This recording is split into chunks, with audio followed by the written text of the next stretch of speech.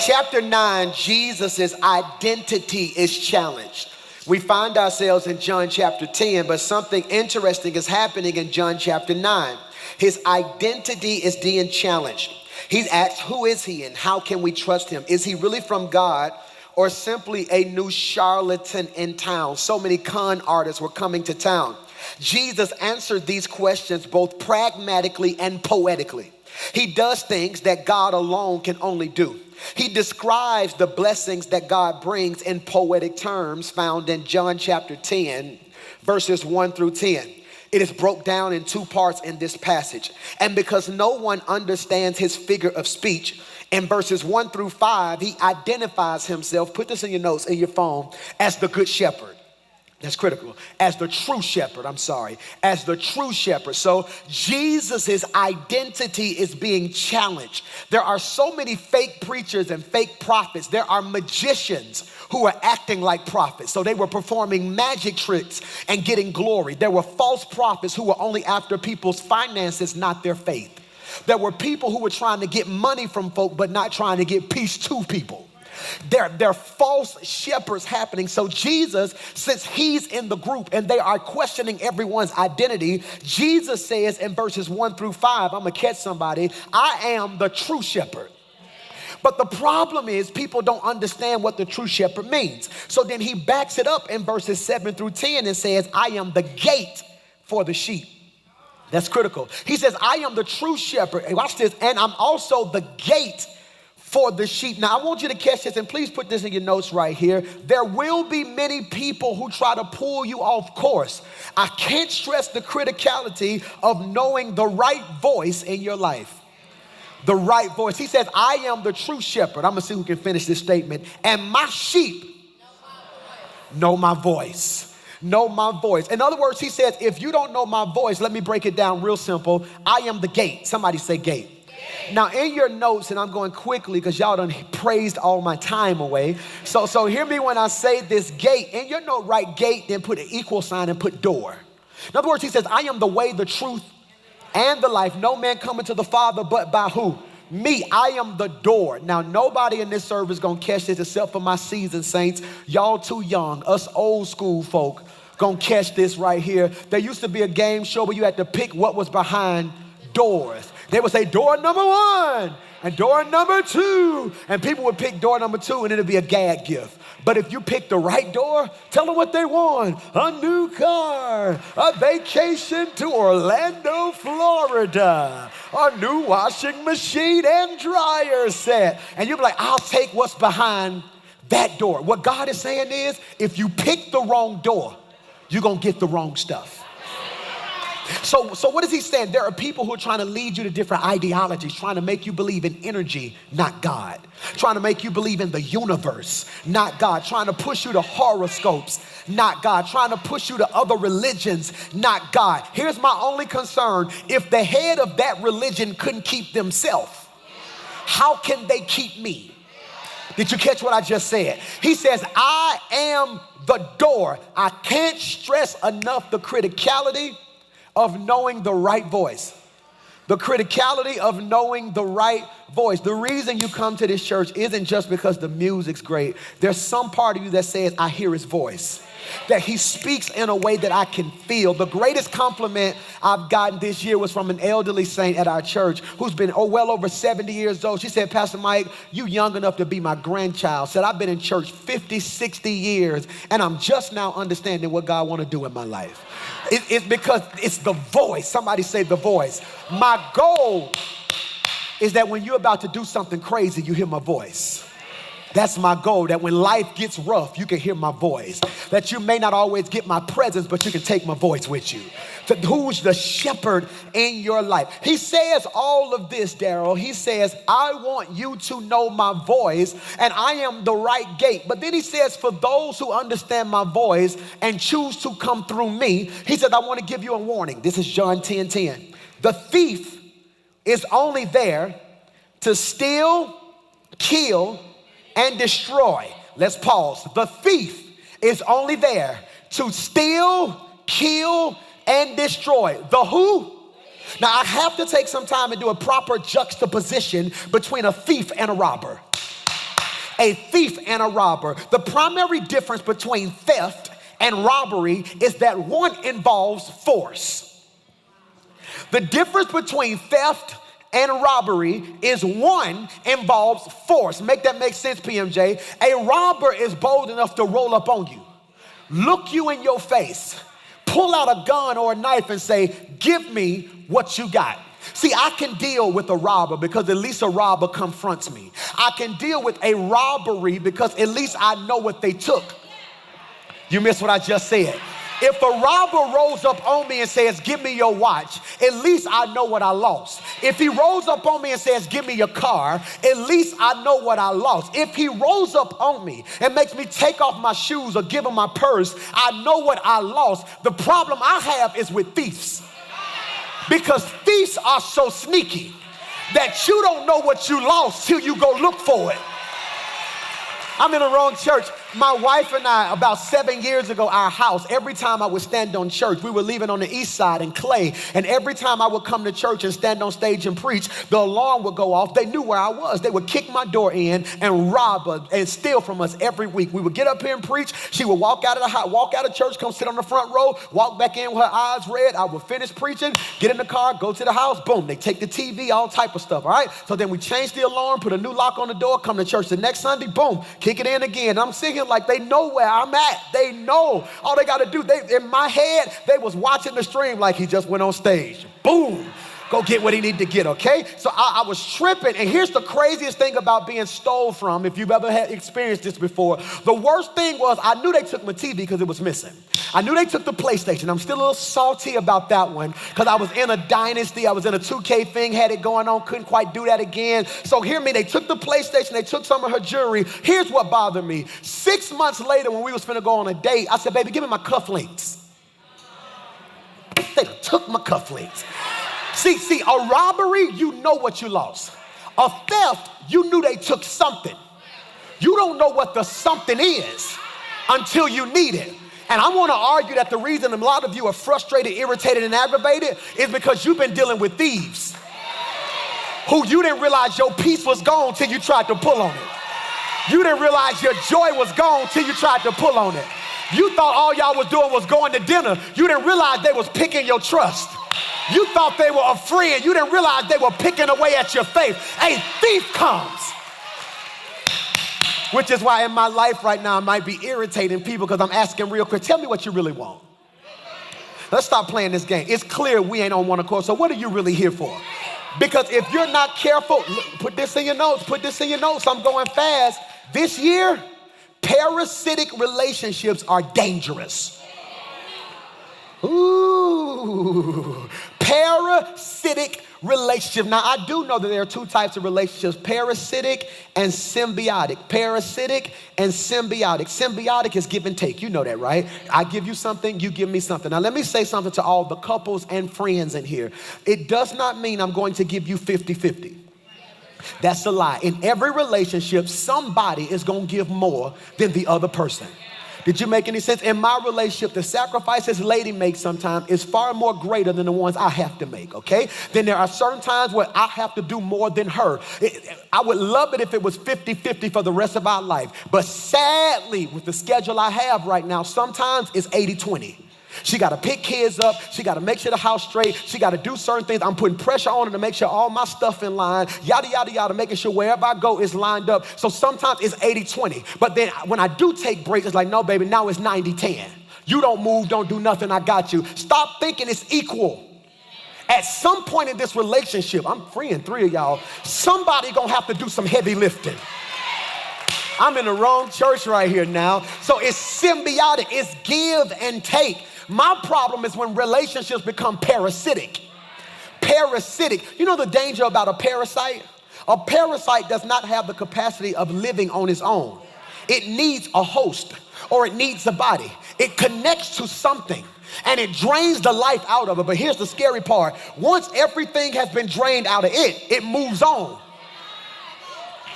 I'm almost scared to say this because some of y'all finna pull your phone out and text some people and say, oh, parasite. You drain all the life out of me, drain all the energy out of me, drain all the finances out of me, then got enough nerve to play victim. Am I preaching to anybody in here? No. Thieves, somebody say thieves. Thieves come to steal. Put this in your notes. Am I helping anybody? What do they want to do? They want to steal time, kill vision, destroy faith. Steal time, kill vision, destroy faith. So be careful, because what does the thief want to do? He wants to steal time.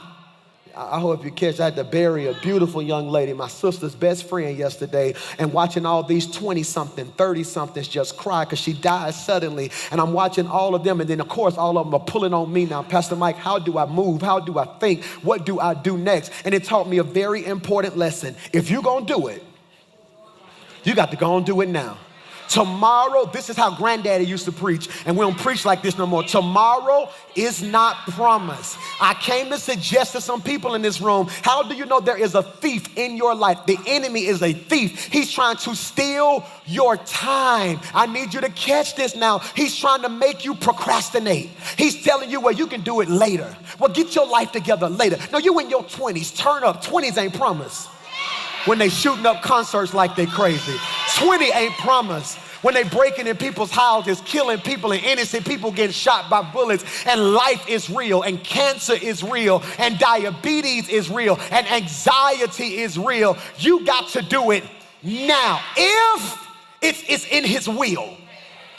You got to make a decision. He's trying to take your time. And I came to suggest to somebody in this room that when you leave here today, manage that time.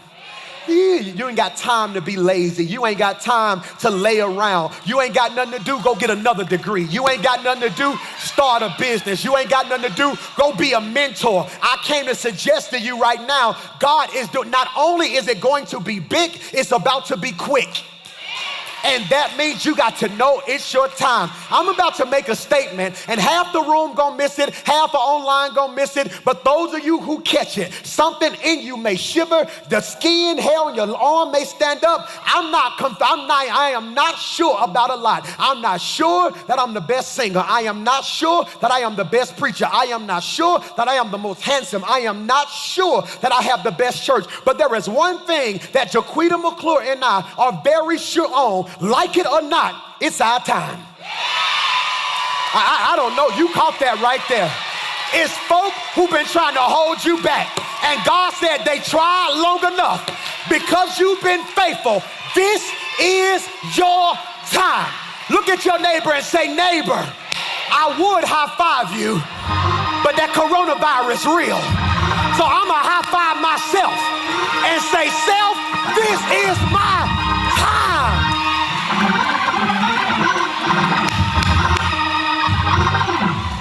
It's my time. And you gotta walk in that. You gotta believe that. You gotta move like that. It's my time. I'm not sure this gonna come around again. I'm not sure this door gonna open again. I'm not sure. I'm never again gonna be this young with this much energy. All my singles with no kids. You never again gonna be free with no kids, be able to do what you wanna do. You better go on vacation. You better start a business. You better open up something else.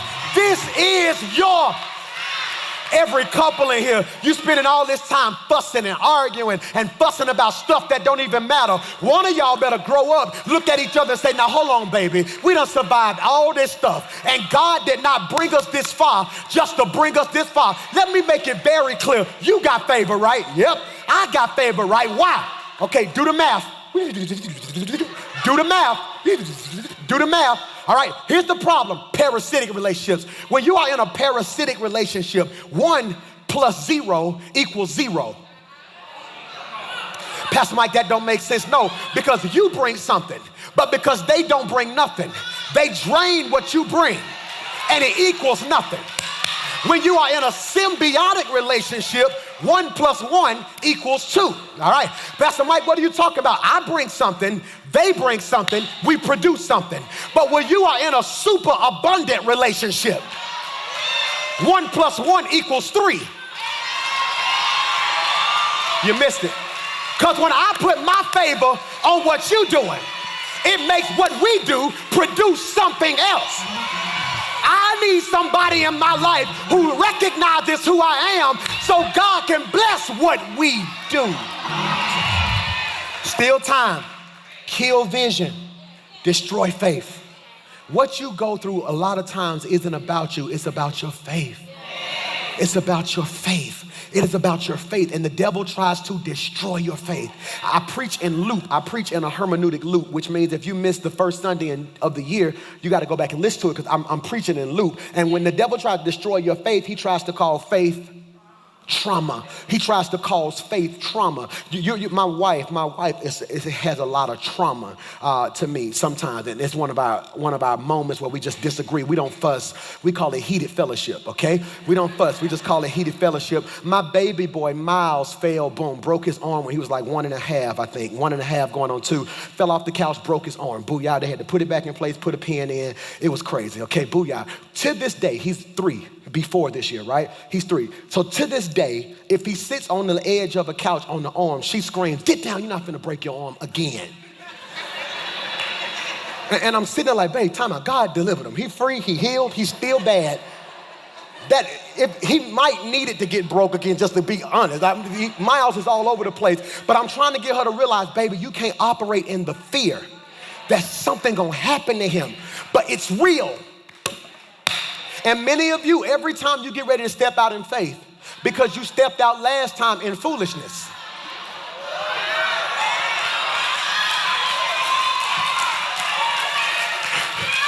I be creeping y'all on the low. So see, last time you didn't step out in faith because there are 3 wheels. You got to keep up. There is outside the will, his permissive will, and his what? Preferred will. Because you were outside the will last time you stepped out in foolishness and it didn't work, every step now looks like foolishness when it's really time for faith. And if you ain't careful, sometimes foolishness will put on face clothing. There is a thin line between faith and foolishness. And you got to be able to navigate both of them. Steal time, kill vision, destroy faith. And I want you to understand that John 10:10 says the thief comes only. That one word is important. That one word is important. If you leave that one word out, you have a thwarted ideology of what the thief is doing.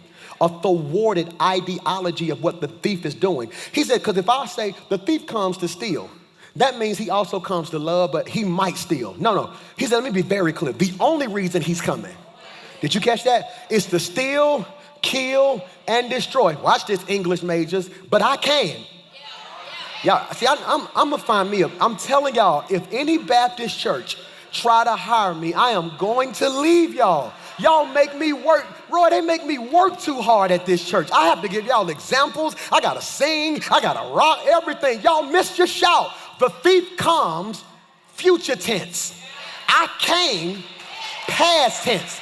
Okay, give me the PMJ version. I'll break it down for you. PMJ version. They're only trying to steal your peace, kill your vision, waste your time, destroy your faith. I've already handled this so you can do it big. He said, I came that you may have life and have it what? Abundantly. I really need you to catch this. Here's something I heard Dr. Mike Moore, who's one of my homiletic heroes. I love Pastor Moore from Faith Chapel. He's one of my heroes. When life gets thick for me, I will text him and he'll call me back and I just share, how do I navigate this? I love him. I grew up with his son and his daughter. I love that family. He said something that flipped my mind that I want to say to you. He said, Michael, most people don't realize that not only is God good, I need you to put this in your notes, but he's also the God of abundance. I don't think you caught that. He is the God of abundance. He is the God of abundance. I need you to write that. I need you to type that. I need you to speak that every day for the rest of this year. I serve the God of abundance. I serve the God of abundance. We have mitigated or relegated God to one role. We have relegated God to one role. I thank you, Grandmama. I love you. Mwah. When I get to glory, I'm going to throw my arms around you. But Grandmama, you was wrong because you told me he was a lawyer in a courtroom. And I want to argue that sound good, but my God is not a lawyer in the courtroom. The Bible says the Holy Spirit defends me, which means the Holy Spirit is the one fighting on my behalf. God, if God is only a lawyer, that means there's somebody higher than him who's going to make the decision. And it also means he's answering to a jury. No, my God's not a lawyer. My God is the judge who even when the devil say, look at all the proof, he say, case dismissed. Y'all missed what I just said right there. My God isn't a doctor in a sick room. No, he created doctors, but when the doctor can't figure out, he's a miracle worker. But we relegate God to, and I know what they're saying. I know the ideology behind what they're saying. What they're saying is if you're in trouble, he can get you out of it. If you're sick, he can heal you. If you don't have a mother, he'll be a mother to the motherless. A father, I understand what they're saying, but the problem is when we don't have the level of their principles, we can't adopt their statements. Because if I say what they say without living like they live, what I'm saying is nothing more than a tradition. Y'all miss what I just said. See, grandmama could say he's a doctor in a sick room because she tithed, she never missed church, she was holy, she prayed, she lived the best she could. For us who don't necessarily walk in faith all the time, I have to know more. And what I'm telling you now is, I'm telling you he's the God of abundance. Put this in your notes, abundance. Abundance means two things. Number one, it means try not to run. Superior in quality, summarized in two words meaning the best. Man, I'm gonna tell you, I want to crowd dive in this part right here. It means superior in quality, abundance. He's the God of abundance. Abundance means number one, superior in quality. It can be summarized in two words, the best. Woo! Superior in quality. Now, anybody who knows me know, outside of Sunday, you're not gonna find me with no clothes on, for real. Everybody know, Sunday, I'm gonna put some clothes on. Monday, Tuesday, church, I might. Wednesday, Thursday, Friday, it's just gonna be sweatpants, tennis shoes, some jogging pants, wrinkled jeans, t-shirt, hoodie. I ain't got time for all that, all right? So booyah. But here's what I do know. We getting ready for the Stella Awards, right? So once we got nominated for Stellas, all these stylists start inboxing me on Facebook and Instagram like, let me style you, let me style you. So I'm PMJ, like, no, I need you to style me. I'm gonna go down there, I'm gonna go to Western Hills Mall, get me a tuxedo. Maybe you used to get your tuxedo from Western Hills Mall back in the day. I'm like, no, I'm finna go get me a tuxedo, all black, nice bow tie. It's like, man, it's the Stellas, you got to do it big. So Felipe, super dope stylist out of Atlanta, right? I was like, but what you want to do? He said, man, Pastor Mike, let me get you right. I said, get me right, all right? He said, I need your measurements. I said, I don't have to do all that. That's for bougie people. I said, I can tell you what I am right now. I went to Belk yesterday. I'm 3630. 3630, but if you go to Walmart, because I like, this is a Walmart hoodie, all right? I just put my baby girl picture on it. I just swag $10, killing it. $10. I'm gonna let you do all that. I'm gonna keep these $10 and swag it out. Demi, put my picture on it. Thank you. Booyah. All right, boo. So I'm like, no, Walmart, I'm a 3830, because it kind of go up in Walmart sometimes. Because he was like, Pastor Mike, no, I'm sending somebody to get your measurements. I said, cool. I'm gonna just go to the tuxedo. They said, no, this is different, abundant, superior, and quality. Put that on the screen. It is superior. And he said, no, because the material I'm getting you is good. He said, you don't even know what size you wear. I said, no, you lying. I said, I just went to Lee's Outlet. I just bought me some Guess jeans, these 3830s. He said, no. He said, based off of the quality of material, sometimes your sizes go down. So they start measuring me, right? So I'm standing there looking crazy. They put it around my neck. I knew they was gonna do that. They put it down my back to get the length. They measure my leg, all right? Then they start doing stuff I ain't never seen. They measure my wrist, okay? Because they wanted to hit the cuff right. Then all of a sudden they measure my ankle. I'm sitting there like, then they measure my thigh. They was like, no, because we want the paint. I said, so what are we doing? He said, Mike, Pastor Mike, this is custom. Y'all missed it. Y'all missed it. So I'm sitting here like, I'm like, so what does that mean? He said, no, because we want it to fit right. We measuring every part of you because we just wanted to lay on you. So I'm sitting there getting measured, but then they kept telling me, stand still. But when I get excited, I shake. I can't explain it because it made me realize that some of the stuff I was shouting about wasn't abundance. How do I know it's abundance? Because it's superior in quality. It is the best. I know it wasn't abundance because I had to make it work.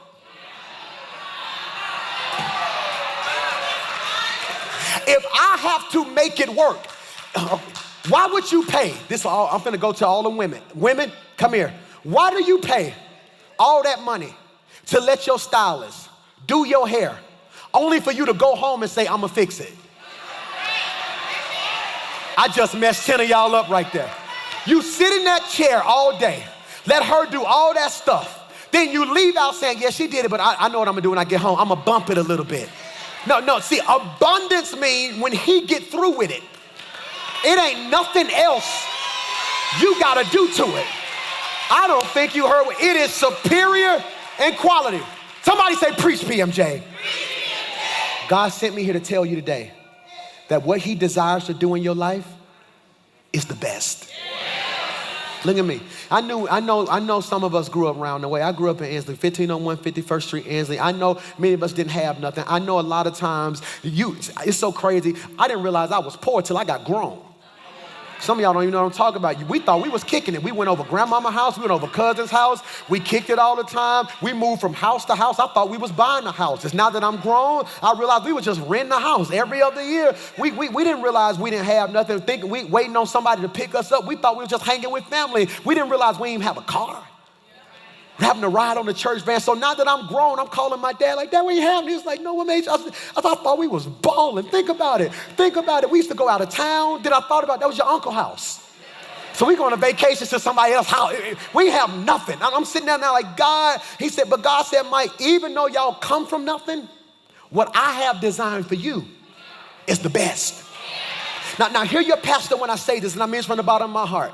I want you to get an attitude in 2020. Because if it ain't the best,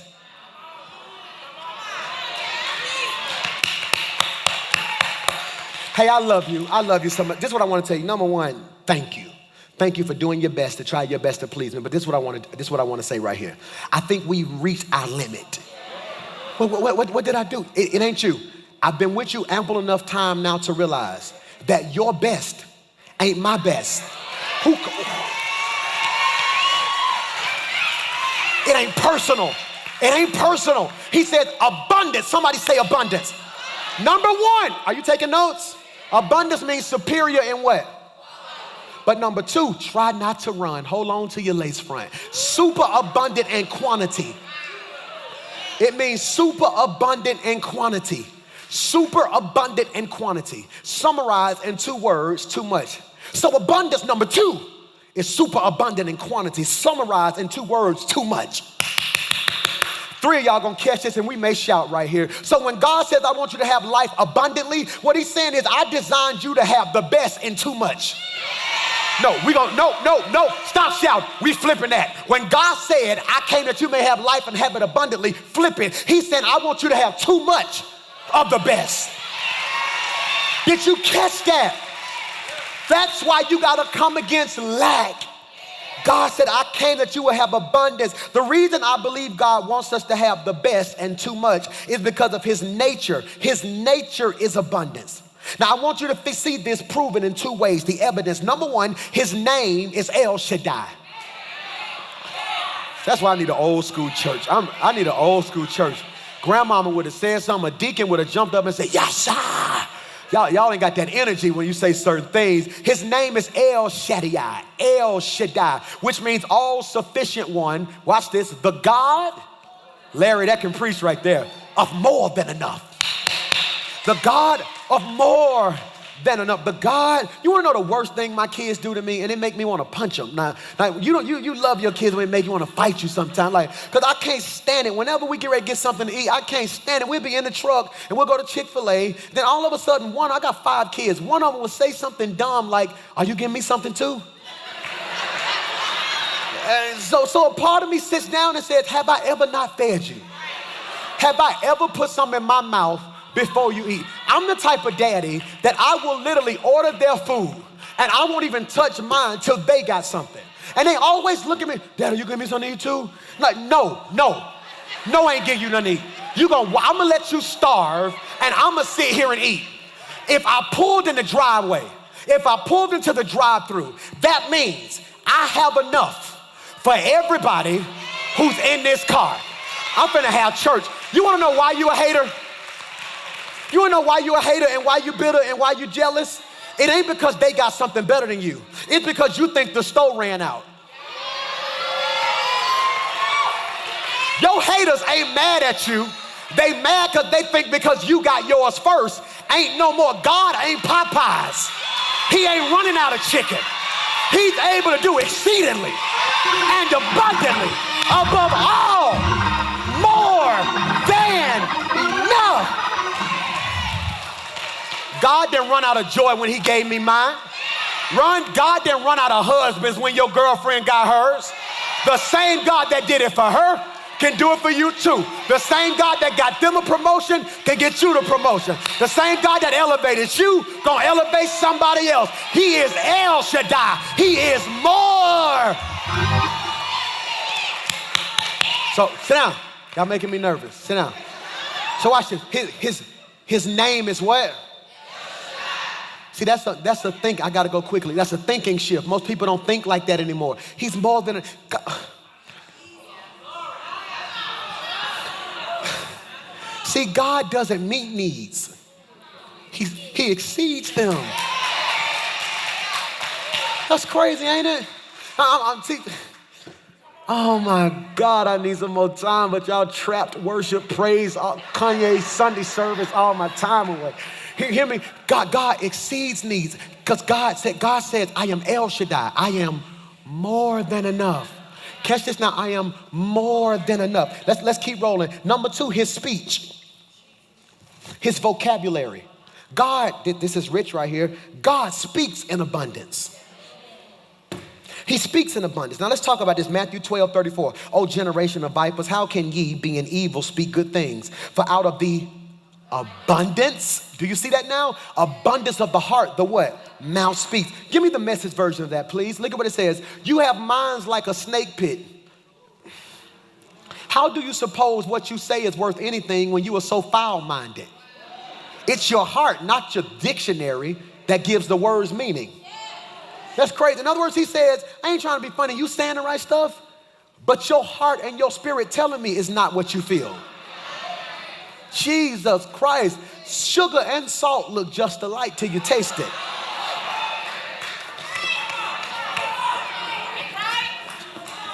Michael, watch this. The Bible, please put this in your notes. The Bible is God speaking to us. So when you say stuff like, I just need to hear from God, open your Bible. The Bible is not just a good book or a holy book, but the Bible is literally God's way of speaking to us. So if we believe that out of the abundance of the heart, the mouth speaks, then we must also believe that this is God speaking to us. We know what God thinks and how he feels about a matter by what he says. I want you to pick this up today, that whenever God speaks, he uses superlatives, maximum supreme forms of expression. God never talks about enough or a little bit. Jesus. I want you to leave here today knowing that whenever God speaks, he uses superlatives, maximum supreme forms of expression. God never talks about enough or a little bit. He always talks in excess. Let's look at it. You still don't believe me. Go to Psalms 23:1. Look at how he talked. Watch this. The Lord is my shepherd. I shall not want. Which means whatever it is I need, he got for me. Okay? Y'all don't got it. Go to Psalm 23:5. You prepare a table before me in the presence of my enemies. You anoint my head with oil. My cup does what? Overflows. All right? So I need you to catch this. God always speaks in excess. Okay? So let's talk about this, Pastor Mike. Psalms 23 is a prophetic psalm for today. Psalms 22 is a prophetic psalm for our past. Psalms 24 is a prophetic psalm for our future. I said it fast and I see you typing. I'm going to say it again. 23 is for today. 22 is for yesterday. 24 is for tomorrow. 22 is predicting or prophesying the crucifixion. 22 is prophesying the crucifixion. In 22 it says, God, my God, why hast thou forsaken me? What does Jesus say on the cross? Eli, Eli, lama sabachthani, God, my God, why hast thou forsaken me? So 22 is prophesying that pain is coming. 23 says pain is coming, but I'm going to prepare a table. And overflow is on the way. But then 24 says, lift up your head, O ye gates, and be ye lifted up, ye everlasting doors, and the King of glory shall come in. Now, I need you to catch this. I ain't got time. I done ran out of time. Fooling around with y'all, the Kanye West service, Sunday service, all my time away, rocking and waving. We done swagged and surfed all my time away. Watch this. Psalms 24 is an antiphonal psalm. For those who like to write, put that in your notes. Spell it the best way you can. Antiphonal psalm, okay? What do we realize? When you get to heaven, you're not going to be in one big choir with a choir director. No, it's no choir director. We're going to give God what they call an antiphonal praise. Antiphonal psalm, antiphonal praise means it is a competition in a sense. It's like this. Antiphonal means one angel going to shout holy. Then another angel going to say holy. Then another angel going to be like, no, he's been better than me than he's been to you, holy. So it's like every round. So antiphonal praise, I'm finna have church by myself. And antiphonal praise is just take for instance, I'm gonna see if you catch this. All right, so just imagine all of us sitting in here. Then one of y'all thought about how good God is, and you just said, worthy. I don't have to know why you said it. Your praise triggered my praise. That's why you gotta be careful who you sit next to on Sunday. That's why some of y'all don't even act like that, but the whole time they were singing, your hands was lifted. But then some of y'all was sitting next to somebody on their phone and you couldn't even get your praise out because they didn't match your intensity. Antiphonal, it is a call and response. That's why Psalms 24, I want you to catch this. Psalms 22 is prophecy. Psalms 23 is prophesying how God's gonna keep you in your pain.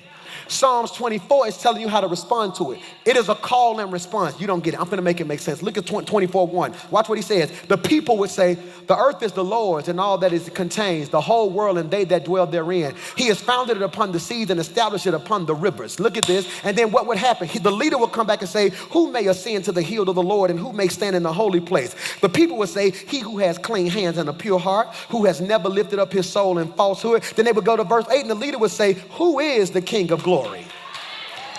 They would come back and say, the Lord, God strong and mighty. But I just messed y'all up because you got excited because the leader asked the question. The only reason the leader asked the question in verse 8 is because they got swag in verse 7. Because in verse 7, the choir said, lift up your head, O ye gate, and be ye lifted up, ye everlasting doors, and the King of glory shall come in. The leader said, oh, you got it like that? Well, who is the King of glory? They pushed back and said, the Lord. I'm trying not to preach today. Strong. See, your circle is the reason you fight depression sometimes. Because when you say something, your circle got to have enough faith to push back and pull you out. I don't know how I'm going to pay this bill. Who is Jehovah Jireh? I don't know how I'm going to get out of this. Who is your way maker? Look down your row and shout, lift up your head. Oh, yeah. I got to get out of here. Play. So he said, I'm trying to get you to realize that I can do abundant. Play because I done ran out of time and I'll keep going. Proverbs 3:9-10. Honor the Lord with your possessions and with the first fruit of all your increase. So your barns will be filled with plenty and your baths will, look at abundance, overflow. Somebody say overflow. Look at this out of this version. Look at the Amplified version. Honor the Lord with thy substance, i.e. materials, resources, money, finances, and with the first fruits of all thine increase. Next verse. So thy barns, our storage place, our accounts, watch this, will be filled with plenty. Means abundance. Thy presses shall burst out. Somebody say burst out. Say burst out. Burst means to implode by explode by internal pressure. Y'all missed that.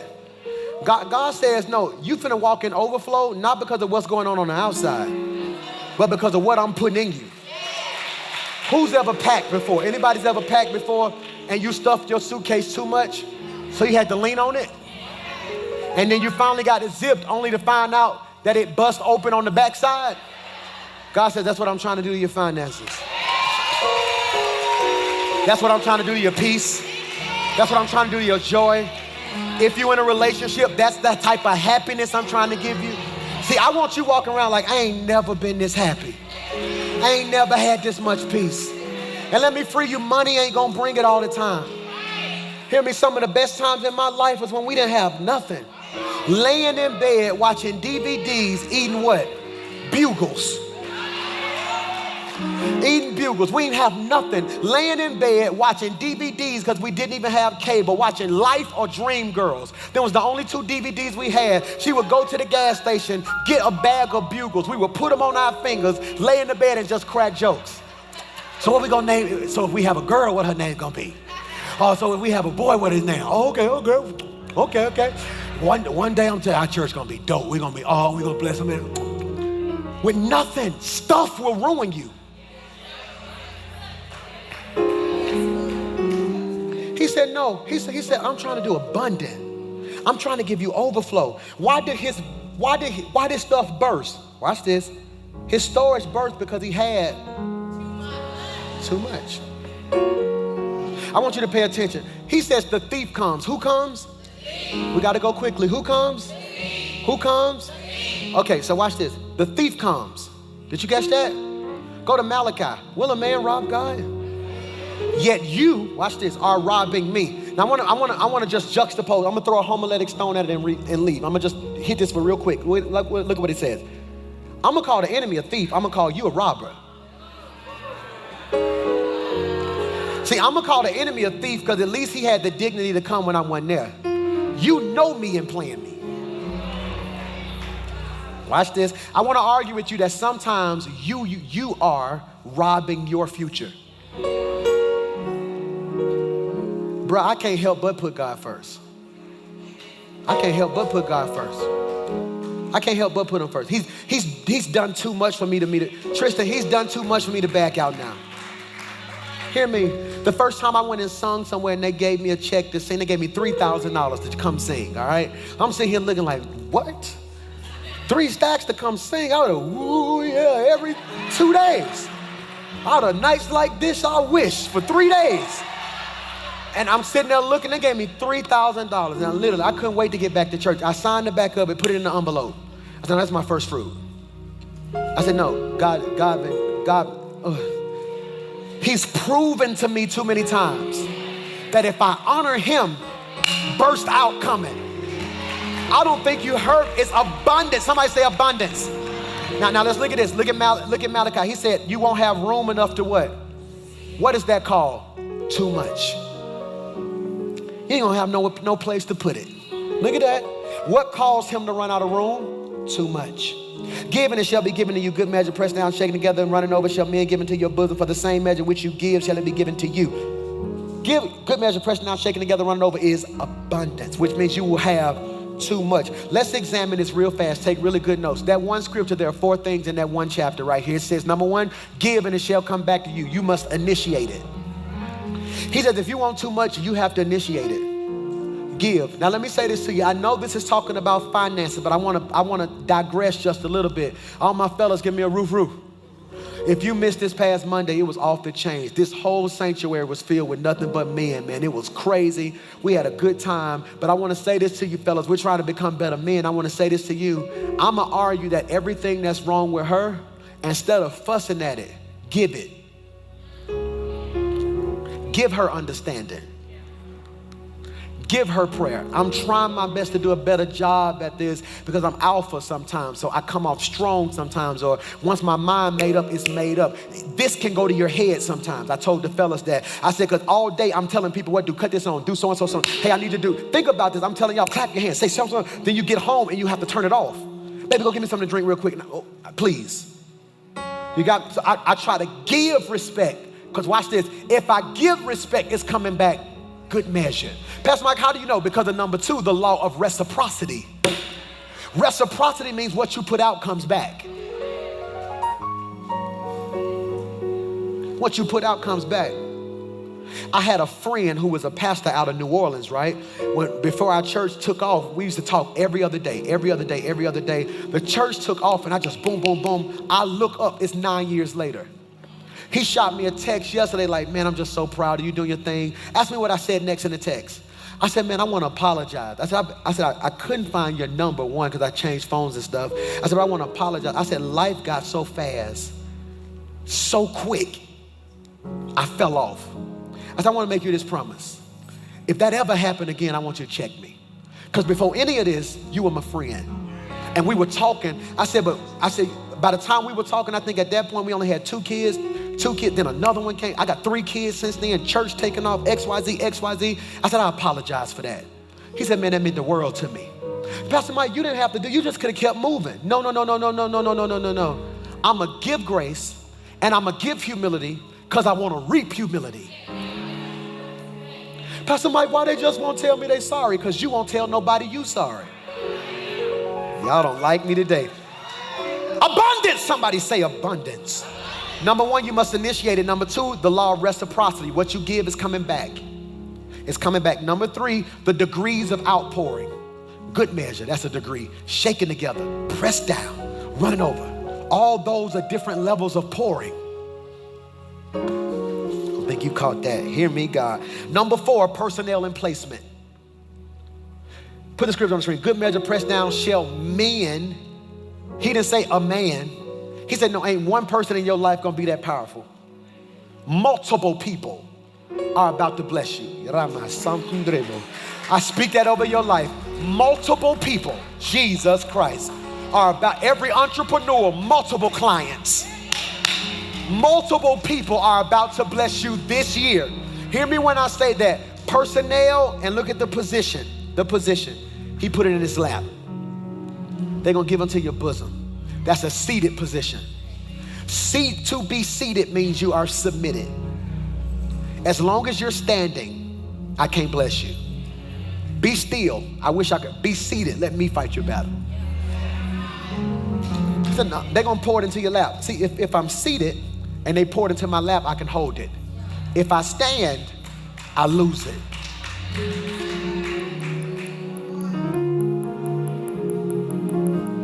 Now unto him who is able to do exceeding and abundant above all. Look at this translation, the Amplified version. Now to him who in consequence of the action of his power that is in work within us is able to carry out his purpose and do, Jesus, super abundantly.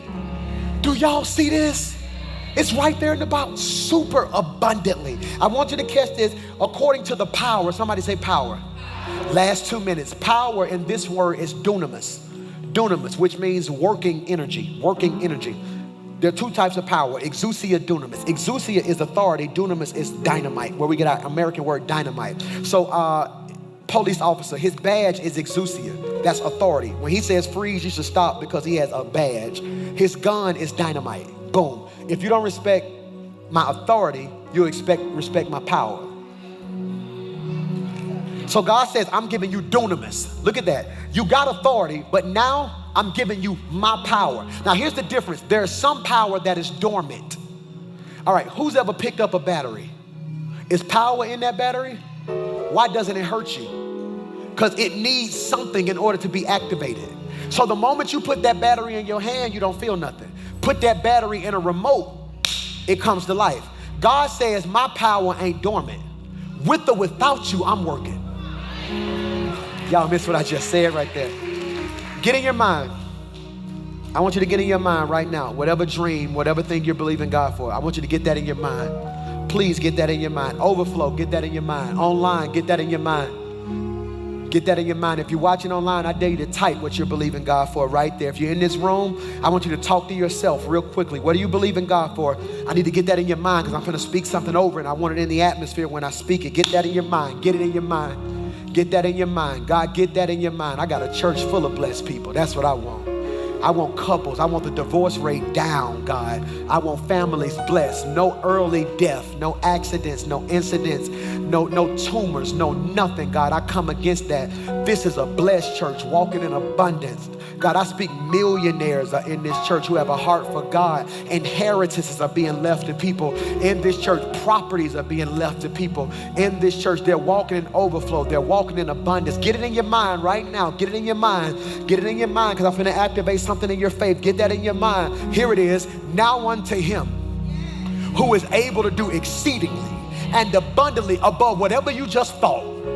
I came to speak over your life that what you just thought was too small for what God's gonna do in your life.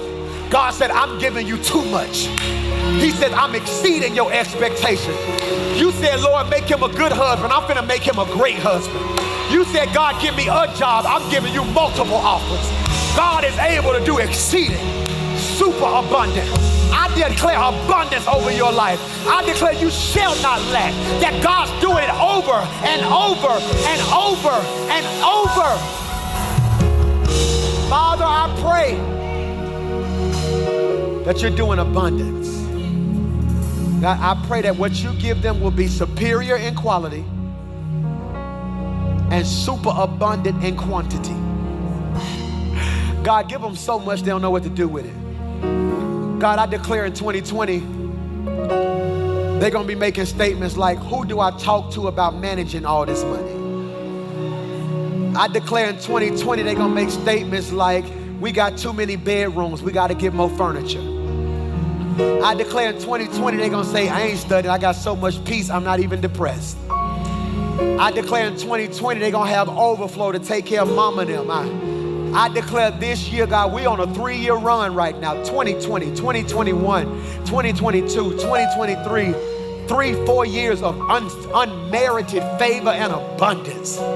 God, we setting some up for our generations right here. I declare what we went through, our babies will never have to go through a day in their life. Oh, God, I feel you in this room right now. We declare abundance, supernatural overflow. It's overwhelming us. God, it won't be long, decrees the Lord, but it's gonna happen fast, quick. Blessings on top of blessings. So fast, our head will swim. God, every time we turn around, you're gonna be blessing. You're gonna be healing. You're gonna be moving. But God, don't let me be the thief that holds up my blessing. So God, I choose to put you first in all that I do. God, before I bust a move in the morning, I'm gonna thank you for that day so I can have abundance in that day. God, I'm putting you first in my giving. I'm putting you first in my dream. I'm giving you all the glory. Because God, if we're not careful, you'll give us abundance to reveal our motives. But God, I know if we couldn't thank you with nothing, we're not gonna thank you with something. So God, before you even send it, I just wanna say thank you for everything you're doing in our life. It's in Jesus' name. If you receive that, come on, stand on your feet, clap your hands right there, come on.